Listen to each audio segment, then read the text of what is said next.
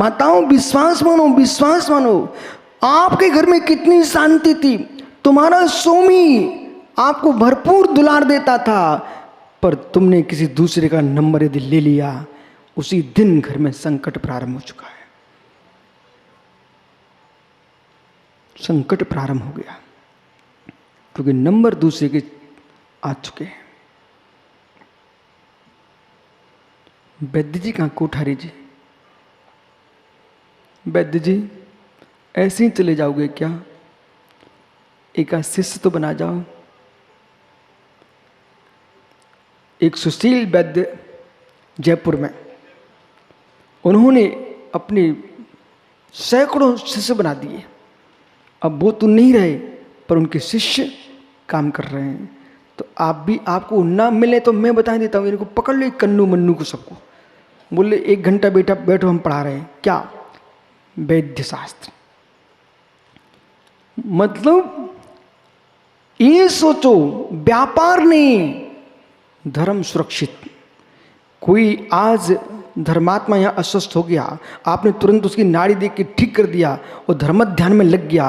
और मित्र 25 वर्ष का बालक मरने वाला था, आपने उसको जीवित रख लिया, 100 साल तक जिया, तो 75 साल तक जिन धर्म की प्रभावना करेगा कि नहीं करेगा? ये स्यादबाद प्रकरण चल रहा है, उसमें आपको अस्ति नास्ति लगाते समय इतना विशेष ध्यान रखना पड़ेगा। इसलिए वैद्य जी आज निर्णय कर लो, मैं अपनी विद्या दूसरे को दूंगा। प्रियेश, यदि ये विद्या देना चाहे आप ले सकते हो क्या? तो खड़े हो जाओ बेटा, समय पूछ लेना, और 5 मिनट तुम उनके पास, 5 मिनट मात्र, चाहे मंदिर में बैठ के समझ लेना। आप घर में उनके नहीं जाना, वो भी बुलाए तो चले जाना, और नहीं तो मंदिर में आकर के, दोनों, कोई के घर नहीं जाना। बे आपके घर नहीं, आप उन्हीं घर नहीं, मंदिर की देहरी पे बैठ करके, वैद्य जी इन बच्चों को जरूर कुछ सिखा के जाओ। पक्का?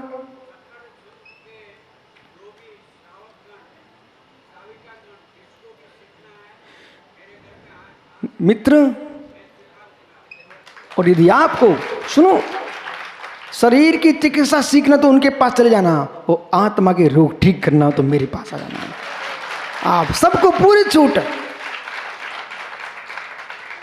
पर माताएं आरका माता के पास जाएंगी। ये मात्र पुरुषों का कॉलेज है, जानियो। लेकिन मार्ग दोनों को बता दिया हमने। शरीर की चिकित्सा सीखने तो कोठारी के घर चले जाना, और जन्म जरा मृत्यु का क्षय करने की विद्या सीखना है। मैं विश्वास रखो, बिल्कुल कंजूसी नहीं करूंगा, आपको पूरा ज्ञान दे दूंगा। विराजो, योग्यता, योग्यता आपके स्वयं के पास है, तो वैद्य अपने विद्या दे के जाए, पिता अपनी योग्यता बच्चों को सिखा के जाए। सम्राट विलासता का जीवन न जिए, अपना सुख ही ना देखे, देश की समृद्धि देखना है, और कुल परंपरा को समृद्ध देखना है, तो अपने संतान को दुलार ही ना दे, पुचकारता ही ना रहे, विद्या भी दे। प्रकाश भैया खड़े हो जाओ, कैसा लगता आपको? देखो टोपी वाले दादा को, दिखते सीधे साधे हैं, देख रहे हैं आप, पर बिल्कुल भी सीधे नहीं है। 2 बेटों को मुनि बना दिया इनने। कालाजी छिंदवाड़ा खड़े हो जाओ, सीधे हो? बिल्कुल भी सीधे नहीं हो। इकलौते बेटे को साधु बना दिया। मित्र, मैं ये चाहता हूं, जिनके पास संतान है, तुम संतान को जन्म दो, कुछ अपने पास रखो, कुछ साधु बना दो, कुछ देश को दे दो। विराजो, योग्यता। सम्राट योग्यता प्रदान करे, शिष्य गुरु, शिष्य गुरु मित्र। आप अपने सम्मानों में इतने आनंद में डूबते रहे, पूजा को प्राप्त होते रहे, उपदेश चलता रहा और शिष्य समुदाय मात्र आपकी सेवा में ही लगा रहा। यदि ये ज्ञानी नहीं बने तो बोध होना चाहिए है शिष्यों को जन्म क्यों दिया जाता है। शिष्य यानी शासन, जिन शासन की परंपरा को आगे बढ़ाएं, जो शास्त्रा के शास्त्रों को आगे बढ़ाएं, उसका नाम शिष्य है। इतनी योग्यता शिष्यों के अंदर आना चाहिए है। कुंद स्वामी ने अपने शिष्यों को दिया, उन्होंने अपने शिष्यों को दिया, यानी आचार्य परंपरा में गौतम स्वामी ने अपने शिष्यों को दिया, मेदार ने अपने शिष्यों को दिया, मित्र भद्रभाऊ ने अपने शिष्यों को दिया, और ये परंपरा आज तक सनातन अनुरूप चली आ रही है। उसका परिणाम है पट्ट पट्ट पट्ट पर बैठते रहे, पट्टाचार बनते रहे। तो पट्टाचार का मतलब जहाँ ये सोच लिया पट्ट में बैठूं, योग्यताएं हासिल करूं नहीं, तो तुम्हारे सारे अज्ञानी हो जाएंगे, तुम्हारा पट्ट समाप्त हो जाएगा। इस सिंहासन पर पाटे पर बैठने के साथ एक काट का पाटा आचार नहीं है, ये पाट काट का पाटा आचार नहीं है मित्र। आचरण तुम्हारा आचार है। प्रज्ञा होना चाहिए, विवेक होना चाहिए, ज्ञान होना चाहिए, और ज्ञानियों प्राणी मात्र के प्रति उत्साह भरने की कला होना चाहिए, और प्राणी मात्र के कल्याण मार्ग का उपदेश देना चाहिए अपनी सुरक्षा करते हुए। असमर्थ पुरुषार्थहीन, अविनाश 2 सूत्र आज। असमर्थ पुरुषार्थहीन, विराजो विराजो, असमर्थ पुरुषार्थहीन। जब भी विपर्यास हुआ है तो असमर्थ लोगों से हुआ है। धर्म का विच्छेद हुआ है, विपरीत पंथ चले हैं, असमर्थ लोगों से चले हैं। माना कि इस सुनील का बेटा कहता, गुरुजी मैं दीक्षा लेना चाहता, आप मुझे शिष्य बना लीजिए, लेकिन स्वामी गर्मी में मैं 2 बार पानी पीऊंगा, ठंडियों में कंबल ओढ़ूंगा। एक सज्जन मेरे पास आए थे बेटा, वो कह रहे थे मुझे दीक्षा लेना आपसे। नहीं, हाँ। मैंने कहा 2 साल यहाँ रहना पड़ेगा आपको। बोले ठंडियों में कंबल दे देना, एक गर्मियों में पानी की छूट दे देना। मैंने कहा मित्र मुझे संख्या नहीं बढ़ाना है, संख्या नहीं बढ़ाना है, अपनी महावीर की परंपरा की कीमत नहीं घटाना।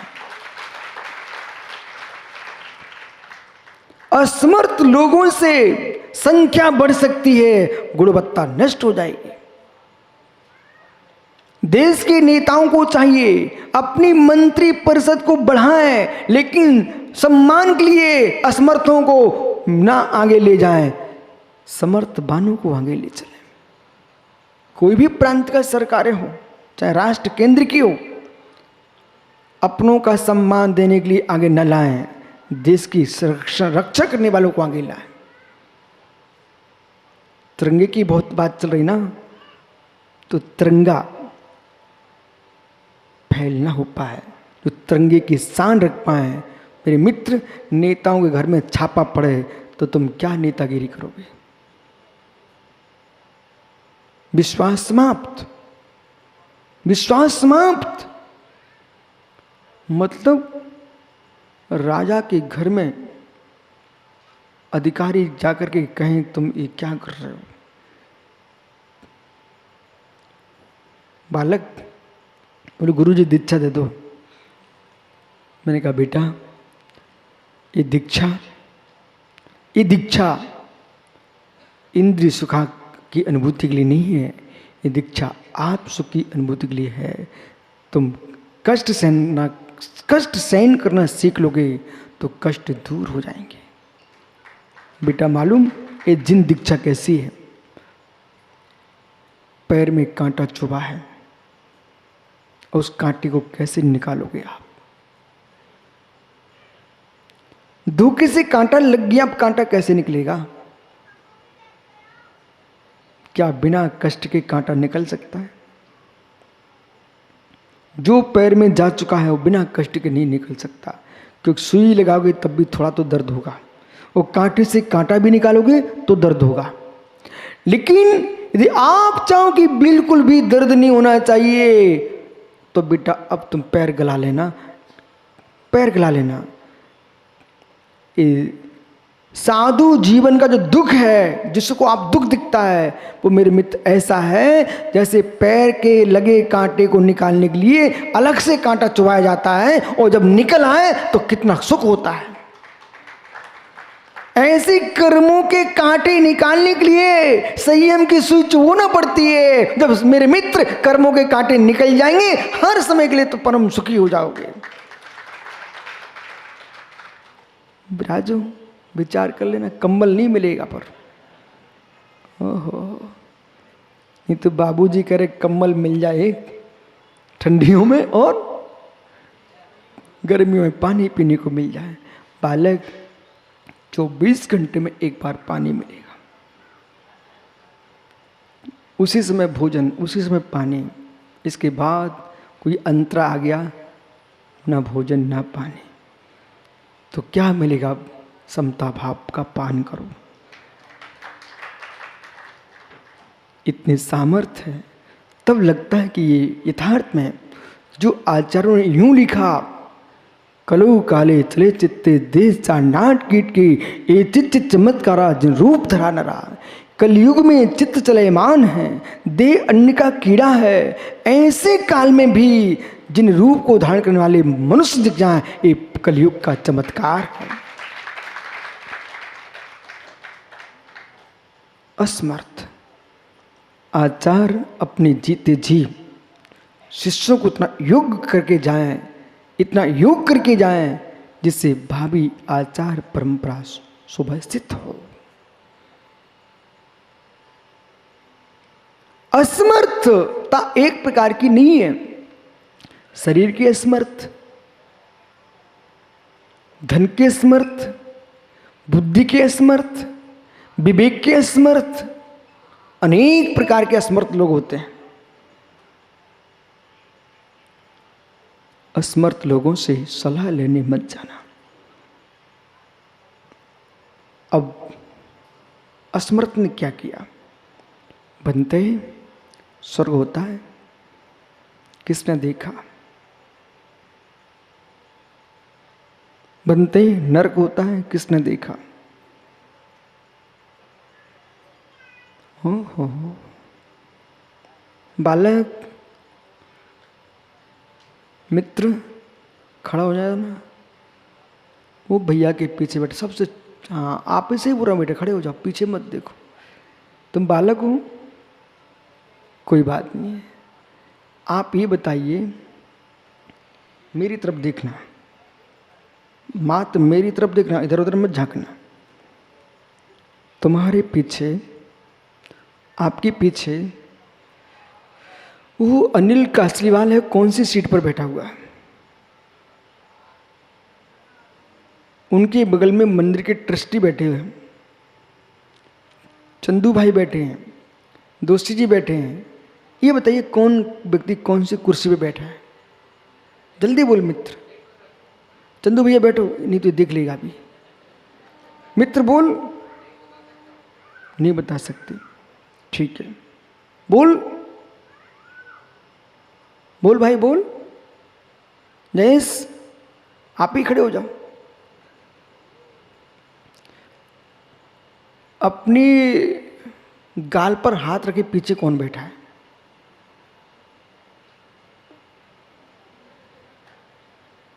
हैं? इतने समय कहाँ है मेरे पास? पीछे के लोगों की बात बताइए आप। क्या पारस पाबड़ीवाल आगे पीछे बैठा है क्या? वो संजय नायक कहाँ बैठा है जरा देखो।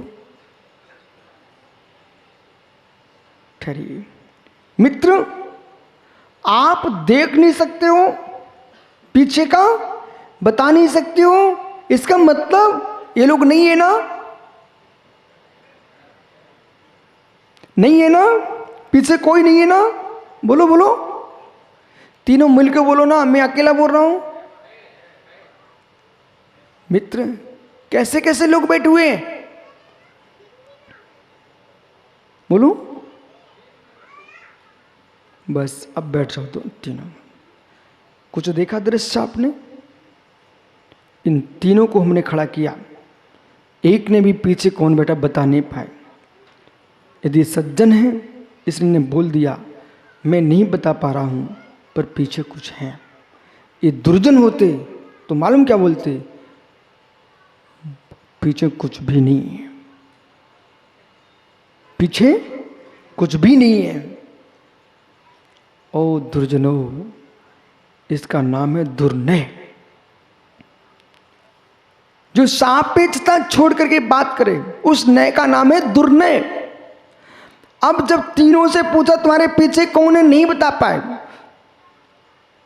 क्या आपके ज्ञान में नहीं था, आप नहीं बता पाए, तो क्या ऐसा कोई भी नहीं बता सकता?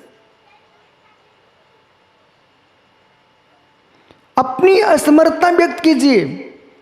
और यदि असमर्थ लोग अहंकारी हो गए, असमर्थ लोग प्रभुत्व शक्ति संपन्न हो गए, सुनना एक एक बात, सुब्रत सागरी मित्र, जब मैं कह रहा हूं भविष्य में आपको ऐसा बोलना कि किसी का मिथ्यात ऊपर उठ ना पाए और ढोंग किसी के पूज ना पाए। नहीं तो लोक में इतने ढोंग पूज रहे हैं, उसमें प्रदीप भाई पूजने पहुंच जाता है।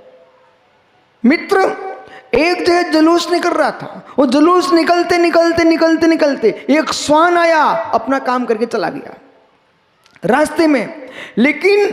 लेकिन सुधीर ने देखा अभी ये गंदगी कोई साफ तो कर नहीं सकता, और राजा निकल रहा है, जुलूस बड़ा है, तो क्या करूं?